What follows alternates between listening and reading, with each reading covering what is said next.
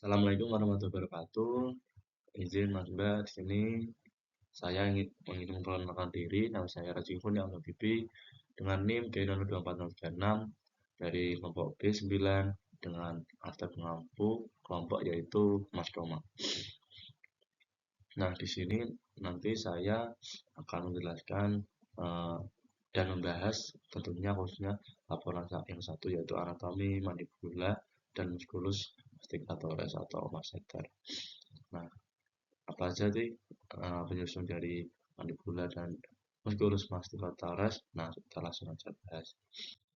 Nah, di sini ada soal dari untuk laporan satu, akan saya bacakan.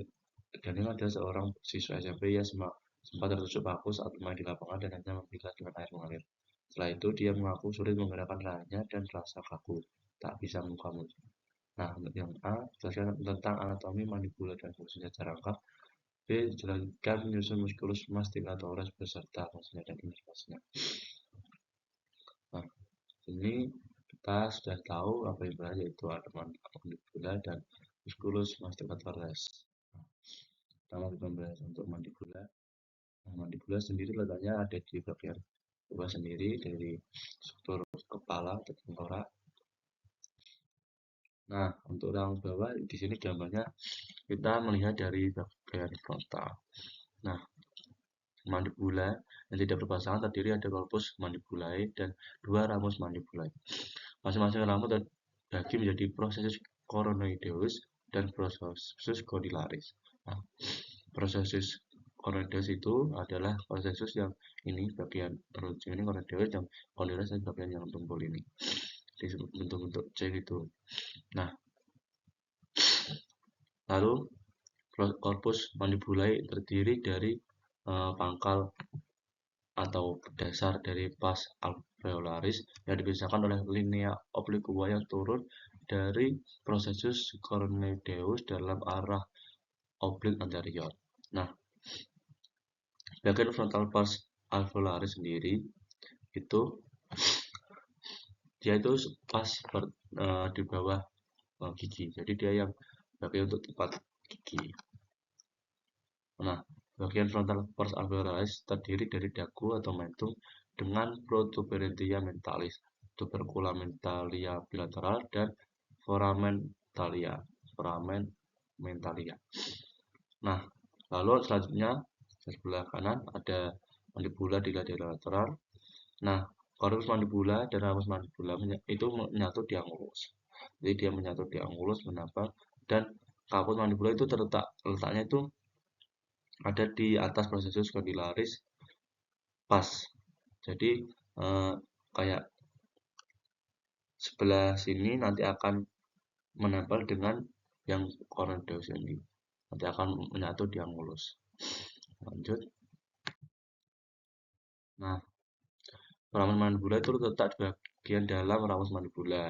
Nah, di depannya itu linea myloidea membentuk suatu kristal berjingkat yang berfungsi sebagai tempat melekatnya musculus myloideus dan membatasi ketinggian dasar atau lantai mulut.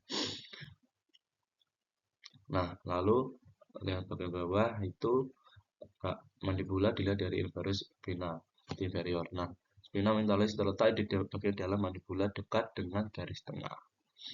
Nah, untuk cekungan itu nanti mencerminkan fossa disca di bawah dan lateral dari spina mentalis dan fovea sublingualis dan fovea submandibularis di atas spina mentalis.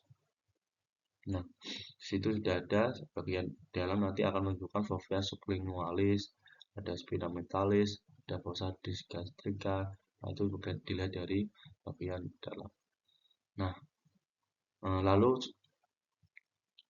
ada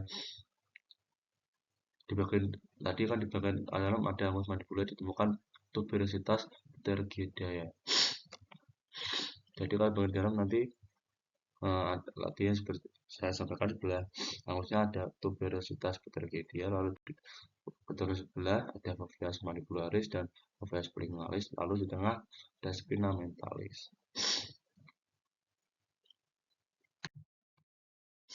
Nah, lalu ini untuk bagian selanjutnya biasanya pada orang yang lanjut usia atau dia itu giginya akan tanggal atau